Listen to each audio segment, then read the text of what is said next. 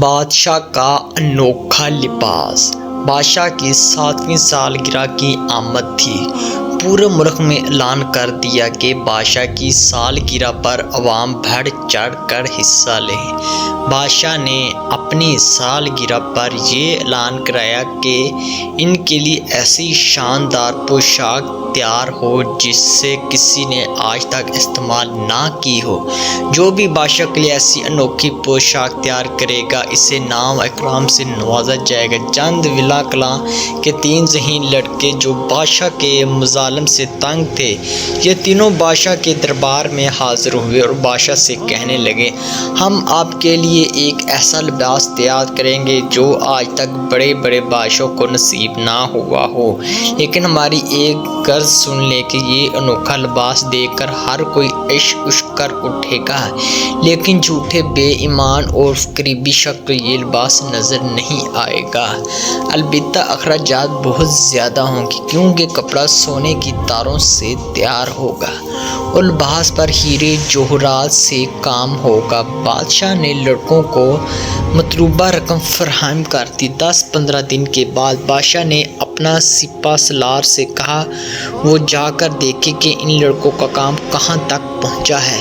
سپہ سالار نے دیکھا کہ لڑکے کپڑے بنانے کے انداز میں خالی ہاتھ ہلا رہے ہیں۔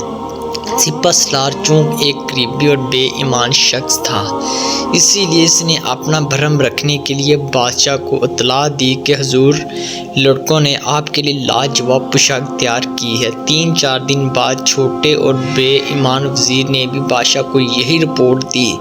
بادشاہ بہت خوش تھا کہ کل شام جب وہ پوشاک پہن کر درباریوں کے ساتھ گشت کرے گا تو لوگ اسے مبارکباد دیں گے۔ اگلی صبح لڑکے بڑے خالی تھان لے کر محل میں آئے۔ بادشاہ خالی تھان دیکھ کر حیران ہوا، پھر اس کو اپنے جھوٹے اور بے ایمان وزیر کی دستائیں یا ادائیں اور لباس نہ نظر آنے کی وجہ بھی سمجھ میں آ گئی۔ اسی لیے اس نے مجموعی مسکراہٹ چہرے پر سجائے ہوئے کہا کہ یہ لاجواب لباس ہے۔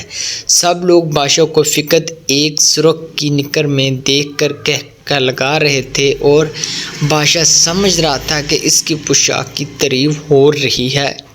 اچانک بادشاہ کو ایک بچے کی آواز آئی جو اپنے باپ سے پوچھ رہا تھا، ابو بادشاہ سلامت صرف ایک نکر پہنے کیوں کھڑے ہیں؟ خاموش بے ادب، اگر بادشاہ نے سن لیا تو سزا ہو جائے گی۔